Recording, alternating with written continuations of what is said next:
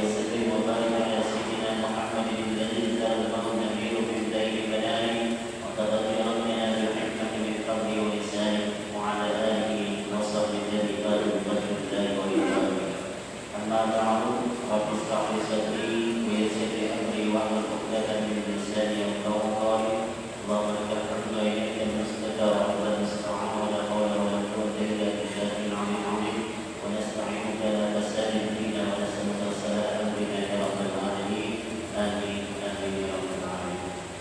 Alhamdulillah malam ini kita dapat berkumpul kembali dan dalam kondisi sehat walafiat.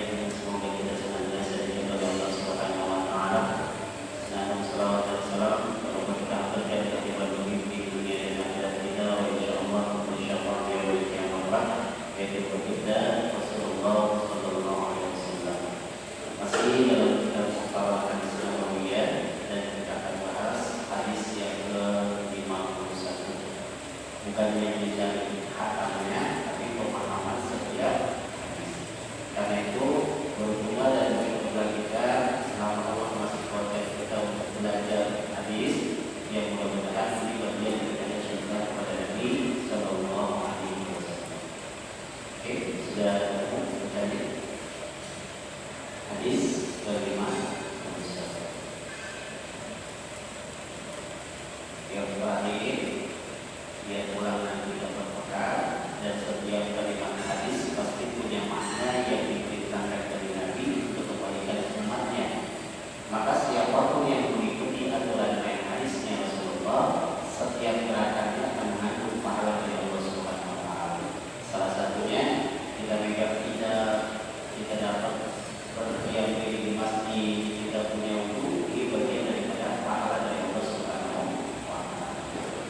Nah, kita baca hadis nomor 51 yang pesan daripada Nabi riwayat dari Imam Syafi'i yaitu Imam Bukhari. Bismillahirrahmanirrahim. Qala Nabi sallallahu alaihi wasallam, "Idza ataitumus salata," apabila kalian semua ataitumus salata, mendatangi salat berjamaah. Kalau antum berdiam di rumah dengan salat berjamaah di masjid, ini diatur sama Nabi, diberitahu sama Nabi. Apa yang dilakukan oleh kita? Wa'alaikum bis-sakinah, maka hendaklah kau berjalan dengan tenang. Sakinah, tenang.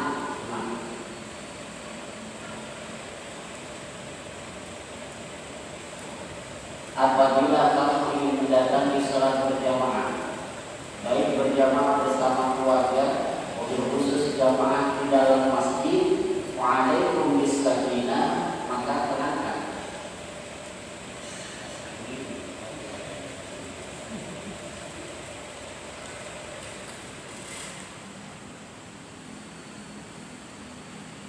Jadi kita diperintahkan oleh Nabi bahwasanya dalam kondisi tenang.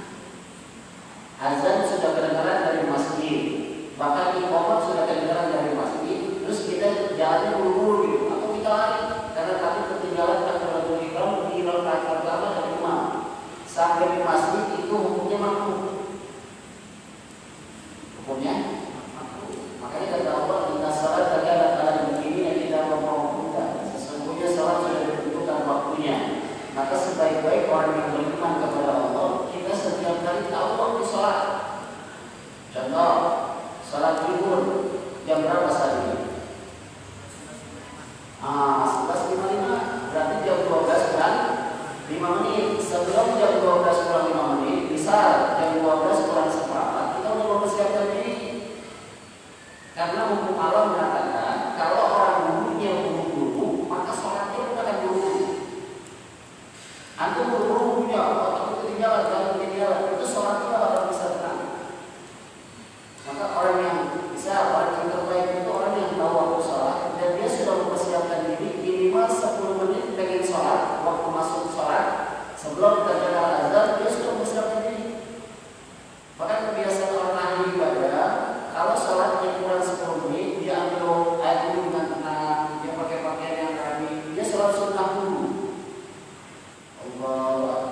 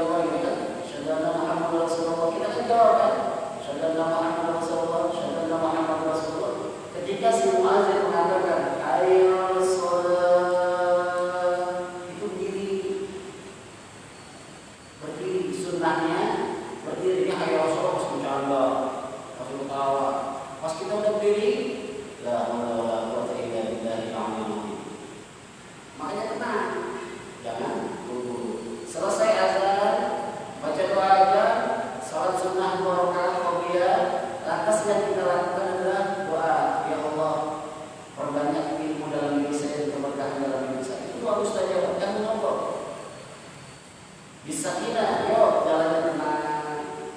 Kebanyakan kita buru-buru. Ini hukumnya makruh. Siapa yang itu?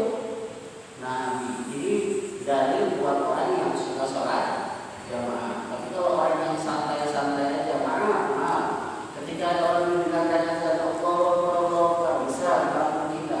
Azan dari masjid ke tengah kiri kanan belakang depan. Azan dari musholanya Haji Salam keluar ke tengah depan belakang. Azan dari musholanya Al Salim. Azan dari musholanya ke pos RW. Itu kan ada semuanya.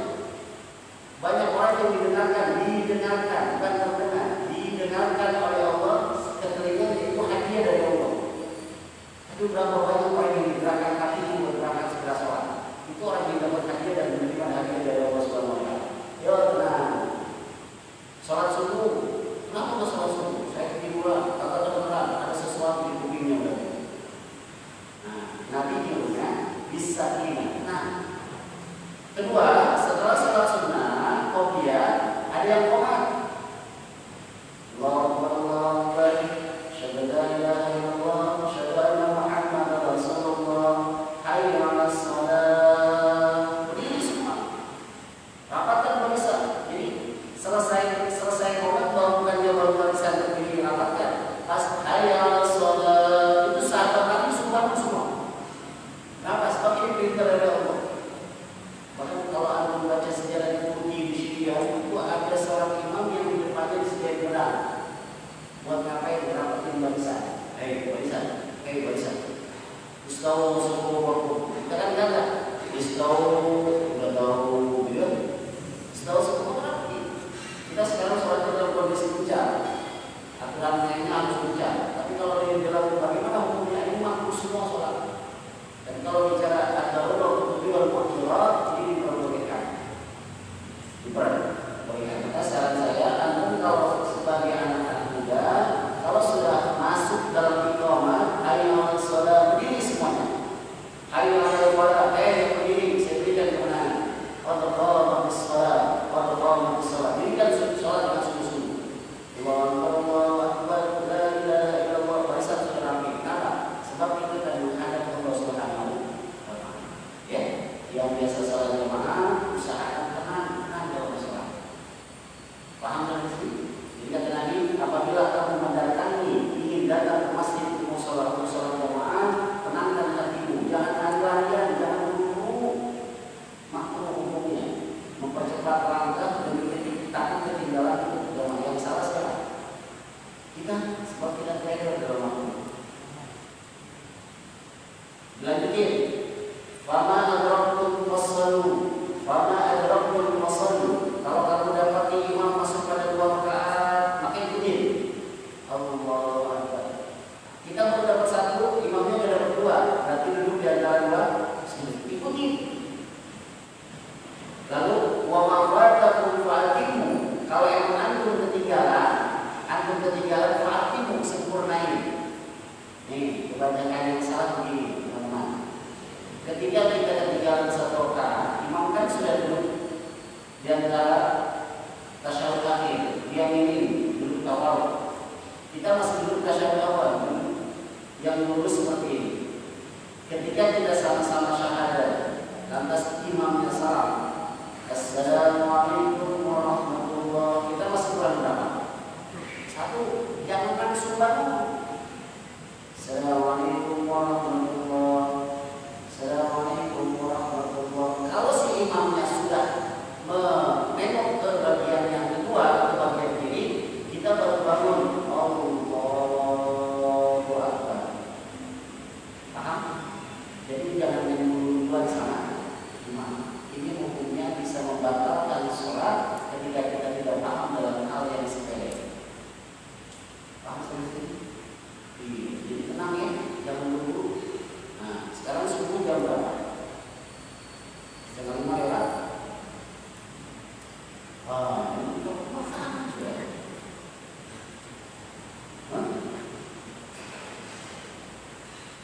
Kemarin masuk Ramadan itu setengah 5 lewat 5 menit. Sekarang masuk setengah 5 lewat 7 menit. Kemungkinan besok bisa lewat 8 menit. Setidaknya kita jam 4 sudah bangun. Anda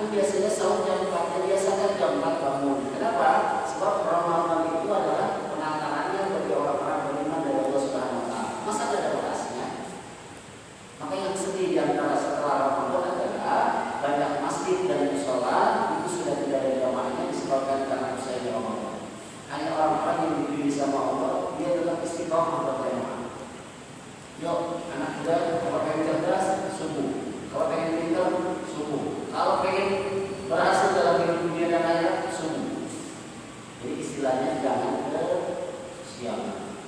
Soal saya sholat subuh, cuma belum itu, keren, pakai kulit, oh sholat duha ya pakai. Ya, jadi kalau antum sholat, tenangkan, jangan ngobrol, jangan ngobrol. Pokoknya beda. Pas di komat antum ngobrol dengan tidak ngobrol rasanya beda. Paham? Ya, mulai besok jangan ngobrol lagi. Eranya sholat udah ngobrol, pengen sholat ngobrol, selesai sholat ngobrol. Jadi antum sendiri siapa? Memang antum kan tidak bisa, kan? Biasanya doa assalamualaikum warahmatullahi wabarakatuh, assalamualaikum warahmatullahi wabarakatuh, alhamdulillah. Yang kita ucapkan itu alhamdulillah, insyaallah.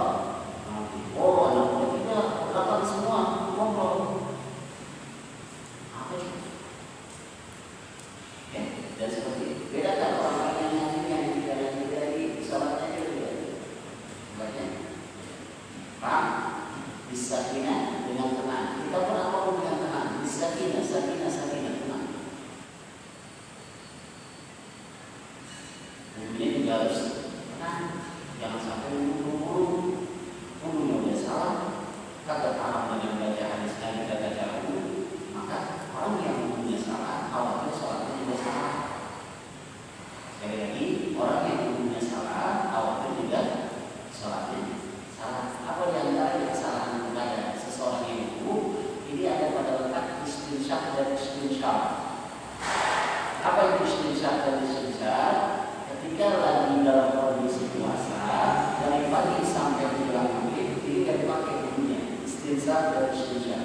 Tapi kalau selain orang yang tidak puasa, bahkan malamnya bagi orang puasa, maka diharuskan, bahkan diwajibkan orang yang duduk memasukkan air ke dalam hidung karena mencuali hidung.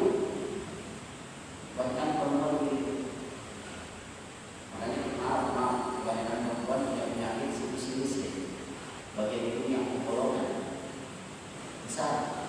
Atau kok kenapa saya punya penyakit ini sering bilang, sering batuk, sering pusing? Kemungkinan hidungnya salah.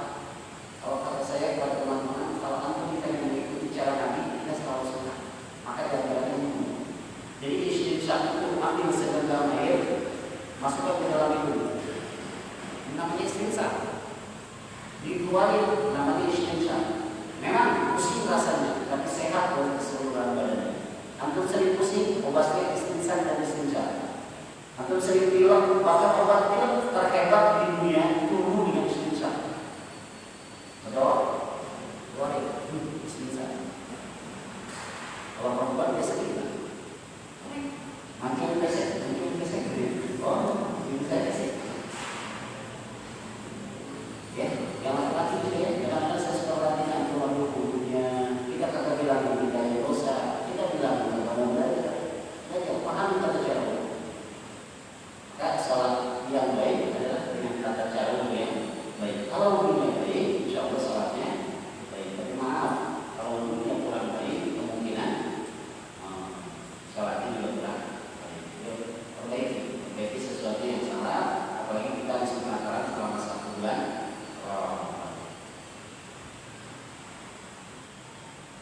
Kedua, hadis ke-52. Ini. Iza ahabballahu 'abdan. Apabila Allah sangat mencintai hambanya, Allah jatuh cinta sama hambanya, Allah sayang banget sama hambanya. Ingat, kasih sayang Allah tidak dimengarahkan. Kasih sayang orang tua yang selama ini kita paham masih paling kalah dengan kasih sayang Allah. Kalau kita mengenal Allah secara detail, mengenal sifat-sifat Allah secara dalam, maka tidak ada kasih sayang yang terbesar kecuali dari Allah Subhanahu wa Ta'ala. Mana buktinya? Ada hamba Allah yang maksiat, tapi Allah tetap sayang, diberikan iman sama Allah. Ada hamba yang kagak sholat, tapi tetap diberikan nafas setiap hari. Ada hamba Allah yang kemarin kagak puasa Ramadan, tapi dikasih rezeki buat baju lebaran. Allah sayang. Maka ada satu ciri khas tanda yang diberikan oleh Nabi, idza ahabballahu 'abdan, apabila orang Allah sudah jatuh cinta kepada hambanya, ibtalahu. Oh, ini maknanya banyak. Ibtala, diberikan cobaan. diberikan ujian, diberikan musibah, maka Allah berfirman, al-fitnah wasatu minal qalbi, hai hambaku, kalau aku jatuh cinta kepadamu, ujian apapun saya berikan padamu dan ingat, ujian paling terbesar adalah fitnah. Jadi kalau ujian yang namanya sakit gigi, sakit koreng, kan kalau kita mau mudah-mudahan penyakitnya tertawa pada kami kantor kali jangan bisul, masuk angin lah. Allah jatuh cinta itu diberikan ujian sama Allah. Kita ada diberikan ujian sama ini. Tujuannya apa sih? Liyasma'an tadarru'ahu. Allah sedang mendengarkan rintihan seorang hamba. Ya Allah, kenapa musibah ini selalu padaku ya Allah? Kalau memang ini buat peningkatan derajat dan kualitas saya, salahkan hati saya.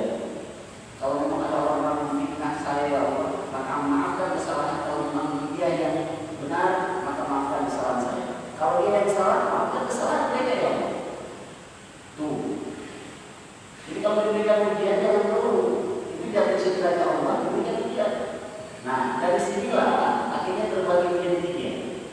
Allah memberikan ujian karena ada tiga hal. Satu, ada simpulan misalnya rajin ngaji, simpulan rajin sholat jamaah, rajin ibadah kepada Allah. Tahu-tahu diberikan ujian dengan sakit. Dia sakit, yang biasanya kagak sakit, sakit. Bahkan sampai ibu, bahkan sampai bina di rumah sakit.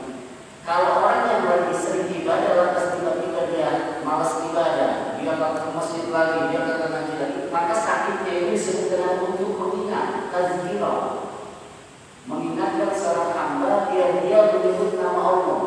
Karena selama ini diberikan nikmat kesenangan, dia lupa dengan Allah. Yang dulu dia tukang sholat jamaah, yang dulu dia tukang ngaji, tiba-tiba dia lenceng dari aturan yang ibadah, Allah tutup dengan cara sakit. Itu namanya untuk tazkirah, mengingatkan. Paham? Jadi kalau kita sakit ada tiga hal yang harus kita berikan. Yang kedua, ada orang yang diberikan ujian Allah untuk pembersihan dosa. Oh, ini pada kan kenapa sakit dulu? Coba lihat, pernah dong menganalisis seorang ulama, seorang kiai ketika di akhir hidupnya kadang-kadang sakit, gitu kan? Sakit selama sebulan, itu buat pembersihan dosa. Biar nanti pas beliau meninggal, itu dosa itu sudah diangkat oleh Allah Subhanahu wa Ta'ala. Jadi maka dulu menjadi orang beriman, sakitnya aja dapat pahala kalau sama.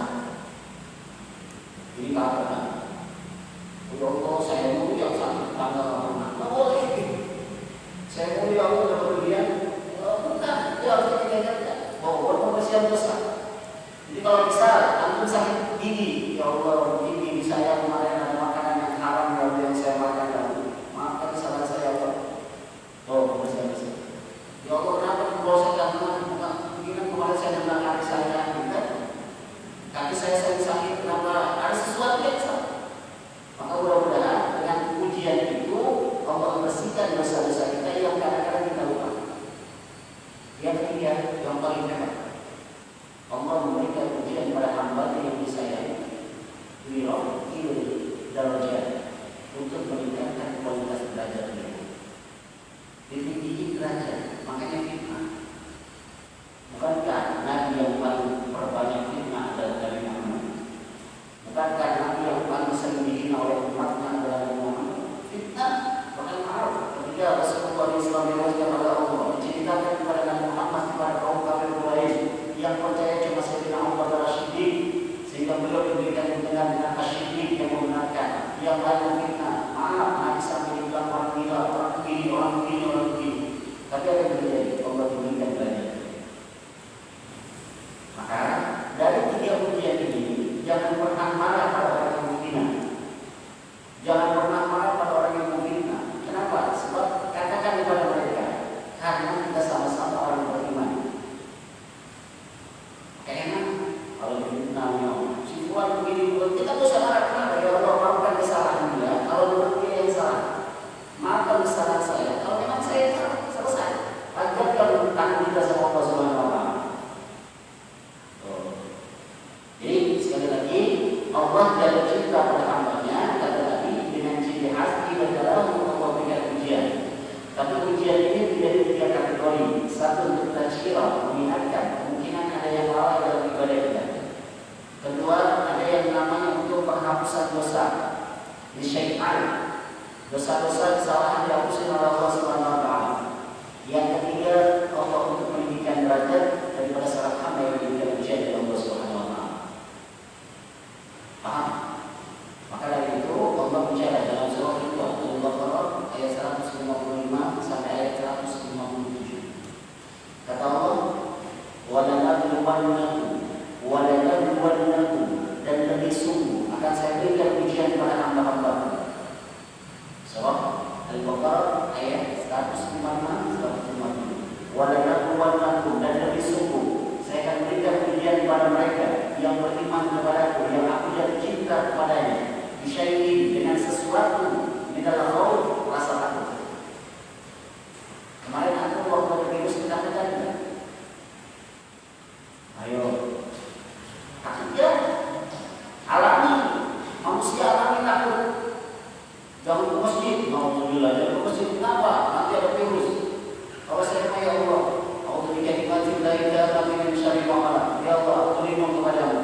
Kalau memang ada virus di sepanjang jalan saya, maka lindungi saya. Kalau di masjid ada virus, hilangkan semua ya Allah.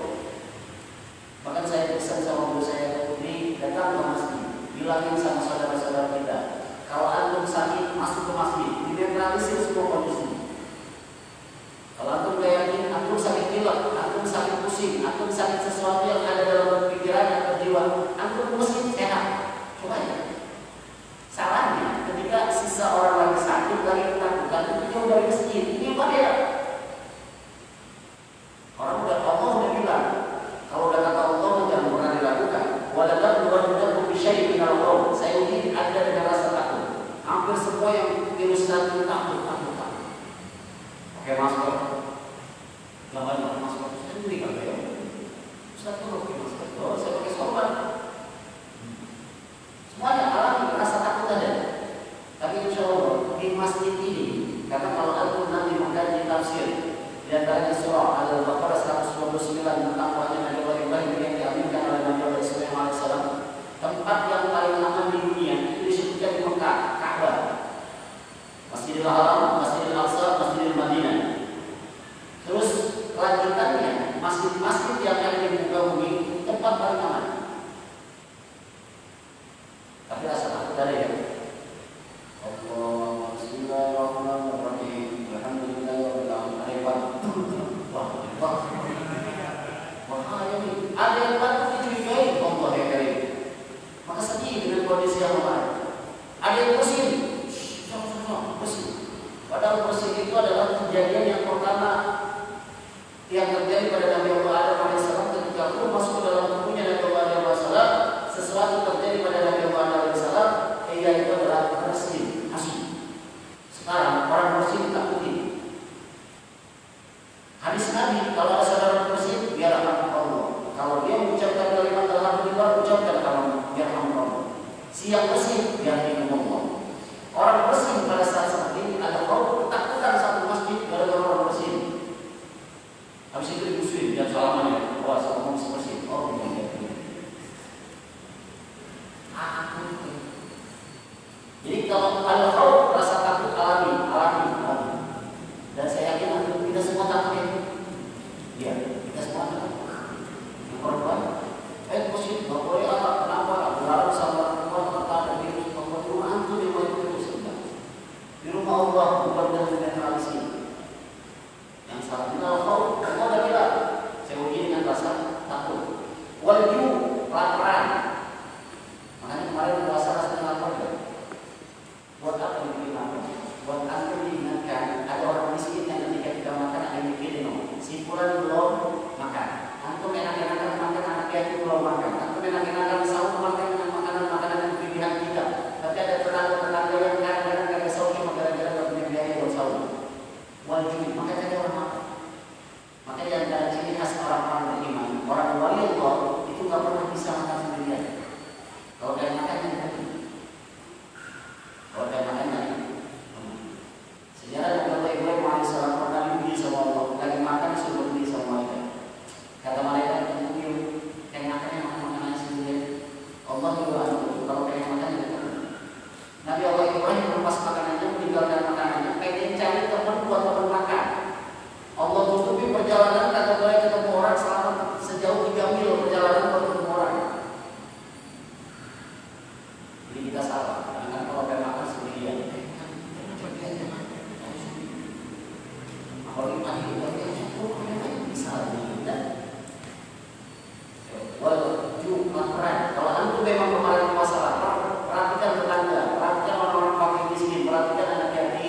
dia makan apa kagak, kamu sahur pakai apa sayang, kamu sahur makan apa, itu karena kita tidak ibadah yang dikatakan Allah Muhammad Sallallahu Alaihi Wasallam ibadah, kata mereka diizinkan oleh Allah.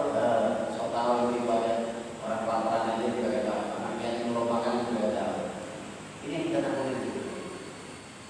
Wa naqsi minal amwal, Allah berikan ujian kepada kita kurangnya harta. Makanya saya bilang sama teman-teman saya lagi, kalau antum jadi tukang ngaji itu hartanya sedikit. Gak mungkin orang tukang ngaji duitnya banyak. Kenapa? Kalau antum duitnya banyak gak mungkin ngaji. Pasti pengennya main terus main gitu kan. Makanya wala sini dan Allah. Wala anfus, kejiwaan goncang karena fitnah ujian dari orang dihina dikatai, wah jiwa goncang. Terus yang terakhir wasamarat, ada buah-buahan yang pengen kita makan dengan kamu. Tapi sekarang banyak yang buah-buahan wasamarat, apalagi di kota Mekah, di Madinah itu hampir semua buahan. Walaupun di sana tidak ada pohon anggur, tidak ada pohon apel, tapi semuanya Allah sediakan karena banyak yang jalan dari bangsa. Tapi hebatnya di ayat 155 ini, di akhir ayatnya Allah bilang wabashir sholihin, hai Muhammad, beritahu kepada hamba-hamba yang di sana. Yang kemarin saya uji dengan rasa takut, yang kemarin saya uji dengan merasa laparan dari mereka puasa, pengen beli baju lebaran berasa minat amwal, atau mimpi wal anfus, jiwanya goncang, ya Allah anak saya belum beli baju baru, ini saya gak punya. Wasamarat, yang pengen buah-buahan tapi tidak dapat, wabashir sholihin, beri kabar sama orang salah. Apa lanjutannya? Siapa orang sabar? Alladzina, perhatikan, alladzina, orang sabar itu adalah alladzina asabatuhum musibah. Ketika dia mendapatkan musibah, qalu inna lillahi wa inna ilaihi raji'un. Mereka selalu mengatakan, ya Allah, virus ini datangnya dari Engkau ya Allah. Enggak mungkin kalau memang virus ini tidak datang dari Engkau, lantas yang menghilangkan manusia, pasti yang menghilangkan Engkau ya Allah. Wabashir sholihin, sabar, angkat ya Allah virusnya, hilangkan dan selamatkan orang-orang kampung kami, dan sampai ada kenaikan virus corona. Malam kita berdoa. Kayak maaf, bukannya kemarin kata koordinasi ketika imam terawih kesimpulan malam belum mati, gak pakai mic kan. Alhamdulillah Allah berikan kekuatan hati saya cuma nyalain lampunya, setelah wujudnya dia tidak pernah suara. Kenapa? Seperti ini datangnya dari Allah Subhanahu wa Ta'ala. Paham sampai sini? Ini rasa takut kita, rasa lapar kita datangnya dari Allah Subhanahu wa Ta'ala, dan ciri khas orang yang diberikan rasa kasih sayang dari Allah Subhanahu wa Ta'ala adalah orang yang selalu memberikan ujian. Maka kata Allah dalam surah Al-Baqarah, la yukallifullahu nafsan illa wus'aha. Saya berikan Anda ujian, tapi karena saya tahu Anda yang bisa sembuh bila saya tahu. Kalau saya kasih yang lain, tidak sama, makanya kasih dia. Nah, yang paling parah itu kagak dapat ujian, pengen diuji. Apa? Main game pakai ujian ya? Main dari pagi sampai ketemu siang. Akhirnya ini lemah. Ya, teman-teman yang biasa main game itu berarti lemas. Perhatian. Kedua emosional. Makanya saya mengatakan sekarang dokter pakai ngomel. Paling berisik kalau sama yang sidang. Kenapa? Sebab api dilawan pakai.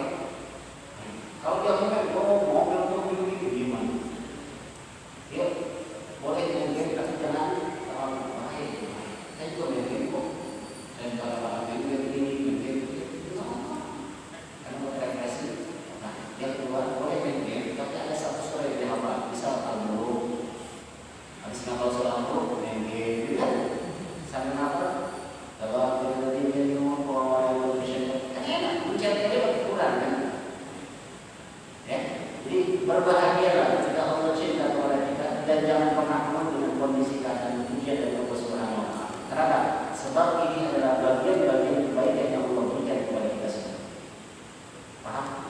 Ya mas ya? Kalau sabar, wabashir sholihin, sabar. Hebatnya lagi di ayat 157. Ulaika 'alaihim salawatu min rabbihim wa rahmah. Kalau mereka sudah diberikan ujian dari Allah Subhanahu wa Ta'ala, mereka sabar, maka ayat sampaikan Muhammad, mereka itu adalah orang-orang yang aku berikan keberkahan dan rahmatku, kasih sayang Allah beri. Wa ulaika humul muhtadun, dan mereka itu orang-orang yang mendapat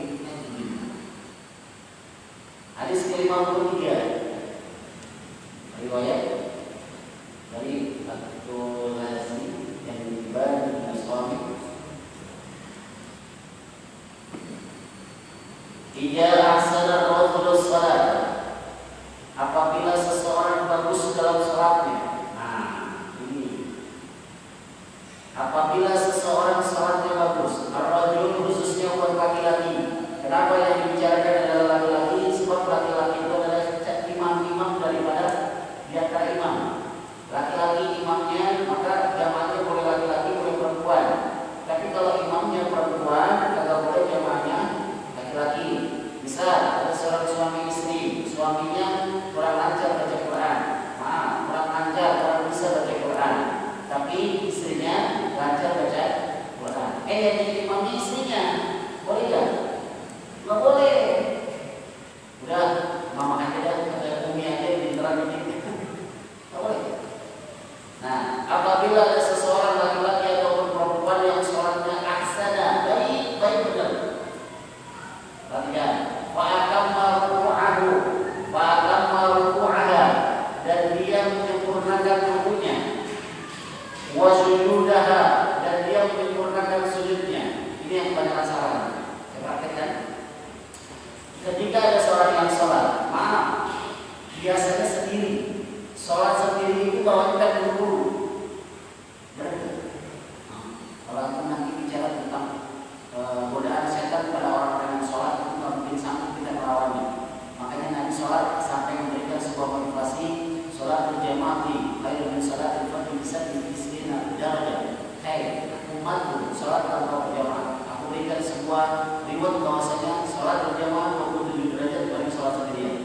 Karena Nabi punya sesuatu yang dibicarakan oleh Nabi, bahasa kita, kalau antum sholat sendirian kemungkinan tidak sanggup melawan setan yang menggodamu. Terbukti kan? Ketika antum lagi sholat, kalau tidak dulu. Nah, kata Nabi, kalau ada orang yang sholatnya benar, dia sempurnakan rukunya. Yuk, kebanyakan salam. Walau dhalim, nanti kita baca surah. Salah, surahnya kembali. Dan dia kalau Allah wahai Allah subhanahu wa ta'ala dalam yang berdoa Allahu Akbar. Ini kebanyakan belum sampai dari subhana rabbil azim. Belum nyampe. Allahu Akbar belum sempurna. Subhana rabbil azim. Maka dalam Al-Qur'an hadisnya Nabi, ada hadis dari Walid bin Mughir, ada hadis dari Aisyah radhiyallahu anha, ada hadis dari Abu Hurairah tentang yang namanya ruku. Kalau ruku ini Allahu Akbar. Maaf, ambil kadang-kadang terlalu bawah. Ruku itu seukuran tangannya mendekap ke bagian dengkul. Jangan begini, ini hati-hati, penyakit. Setiap gerakan sholat itu ada maknanya. Allahu Akbar, jangan terlalu ke bawah, jangan terlalu mendekap ke atas, atau terlalu begini. Bisa tidak?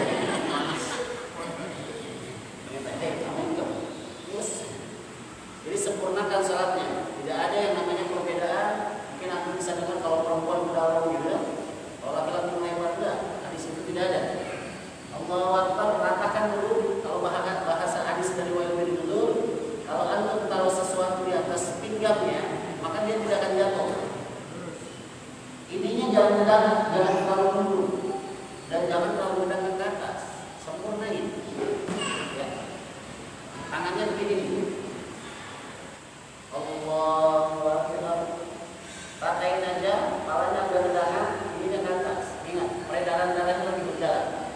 Sempurnakan rukunya. Setelah sempurna baru kalimat doa yang terucap. Subhana rabbiyal azim wa bihamdihi. Jangan diwasal. Lebih baik baca sekali daripada diwasal. Subhana rabbiyal azim. Sami'allahu liman hamidah. Maaf, kebanyakan perempuan, ini saya katakan perempuan sebab analisisnya kebanyakan pada perempuan. Ketika sami'allahu liman hamidah, ini sambil berjalan sambil menuju sujud. Rabbana wa lakal hamdu. Ini yang membatalkan sholat itu. Makanya kadang-kadang saya pakai yang namanya tumanina. Sempurnakan sholatnya, lihat pada dia. Jangan terlalu nunggu, ini bahaya. Pasti aku bisa emosi kalau sempurnakan begini. Sami'allahu liman hamidah. Boleh dikembalikan ke tempatnya. Boleh secara irsal begini, tapi saya mengusahakan begini.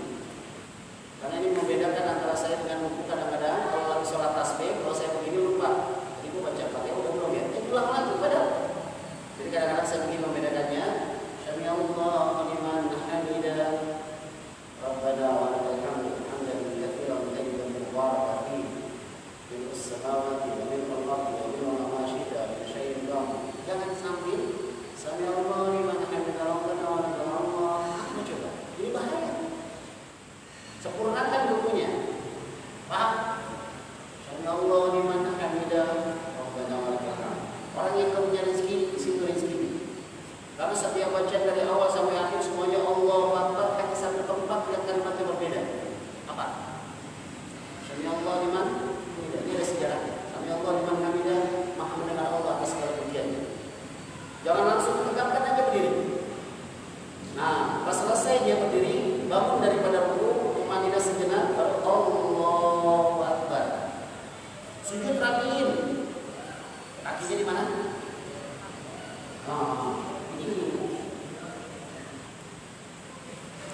Banyak orang yang sujud kakinya melanggar. Ya. Allahu Akbar. Rapapin kakinya. Tangannya jangan terlalu lebar. Kadang-kadang tangannya ada yang begini nih, kayak orang main gundu. Santai tapi pasti. Allah, jidatnya dibuka. Maka kalau antum di dalam sholat harus diginiin. Tapi kalau di luar sholat antum diginiin. Giniin aja. Sebab jidat ini diantaranya 7 tempat sujud, diantaranya adalah dahi, jidat. Allahu Akbar, sempurnain dulu. Baru baca. Jadi tenangkan aja dulu. Jangan langsung Allahu Akbar. Nah, ini yang salah. Makanya kalau saya sholat lama nggak tidak kalau jadi imam. Lama, harus disempurnain. Karena hadisnya aksana, siapa orang yang sebaik-baik mungkin berusaha untuk baik dalam rukunya dan dalam sujudnya. Ingat ya, kakinya dirapiin ya. Ini ada mana khusus. Untuk pernah dia baca buku atau tentang refleksi segala penyakit ada di mana? Di kaki. Antum ini kerjain yang sering sakit pusing baik. Yang nggak baik itu kalau antum nggak punya duit nggak mungkin begini baik. Malah makin sakit karena keseleo. Ya, kakinya dirapiin, jangan ditangin kayak begini. Atau begini. Atau begini. Banyak yang begitu. Itu perlunya sholat. Apa yang diberikan oleh sahabat Nabi? Apabila seseorang bagus dalam sholatnya, dia sempurnakan rukunya dengan benar, dia sempurnakan sujudnya dengan benar. Kalau sudah selesai sholat bicara. Kalau sudah selesai sholat bicara. Apa kata sholat? Hafizallahu kama hafiztani. Semoga Allah memeliharamu karena engkau memelihara sebagaimana engkau memelihara. Orang yang memelihara menjaga sholat, maka sholatnya pun mendoakan kepada dia. Maka kemarin ada pertanyaan, Ustaz, gimana kalau cara sholat yang khusyuk? Saya katakan, saya ambil dari As-Sahih Al-Muslim. Ketika saya sholat sudah memberikan takbir, Allah, ya Allah, saya sholat bersama Tuhan menjadi makanan Allah. Saya jarang pakai sholat. Saya jarang pakai sholat. Karena hadis-hadis itu sangat mudah. Artinya Nabi sampai tidak mengeluarkan kalimat hadis tentang takbir karena ini sangat mudah untuk dilakukan. Allahu Akbar. Untuk bisa usul katakan dalam hati, ya Allah, ini sholat saya buat modal saya di kuburan. Kalau berbicara itu tidak ada yang teringat kecuali sholat. Allah, ya Allah, saya sholat melakukan imam dan Allah. Dan ini adalah modal saya buat nanti dalam hidup. Modal saya di pada masyarakat. Modal saya yang namanya buat nanti di pada sholat kami. Anda ingat semua, nggak mungkin imamnya sholat yang main. Paham? Jadi kalau ada yang tanya, saya jarang antara akibat imam dengan baca doa itu ya, Al-Fatihah dan sebab ada doa yang saya tambahkan. Doa diantaranya ketika lagi ada virus, itu selalu saya doa. Ya Allah, kalau memang saat ini ketika kami mengangkat tangan untuk takbir dan ada satu penyakit yang ada dalam masjid dikeluarkan oleh video melalui yang tangan saya kemarin ya, biar jamaah yang masuk dalam masjid selamat semua. Nah, sholat yang apabila kita jaga, sholat pun akan menjaga kita. Paham? Nah, ada apa dengan demikian? Karena kata Nabi, awal ma yuhasabu yawmal qiyamah as-shalah. Nanti pada masyarakat, bahkan di alam kubur yang pertama setelah merawat bahwa Nabi yang ditanya hai bulan, bagaimana kondisi sholatnya? Apakah sholat pernah main-main? Apakah kau pernah melalaikan sholat? Yang ditanya adalah tentang sholat. Maka ketika Allah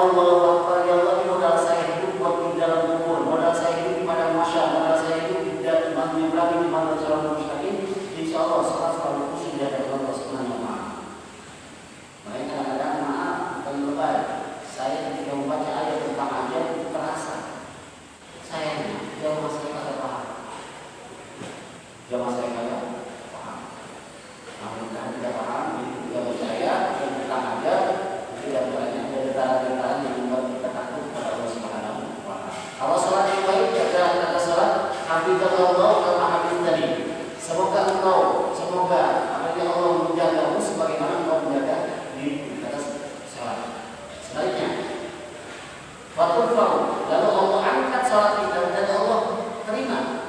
Faturfa'u, diangkat, hai malaikat, ku angkat sholat kesimpulan di bulan. Nanti buat kodam dia, karena dia buat kuburan, dia nanti buat kuburan masyarakat, dia nanti dibagi suratul mustaqim. Angkat, terima. Yang bahaya. Wa idza asar salata falam yutimma ruku'aha wa sujudaha.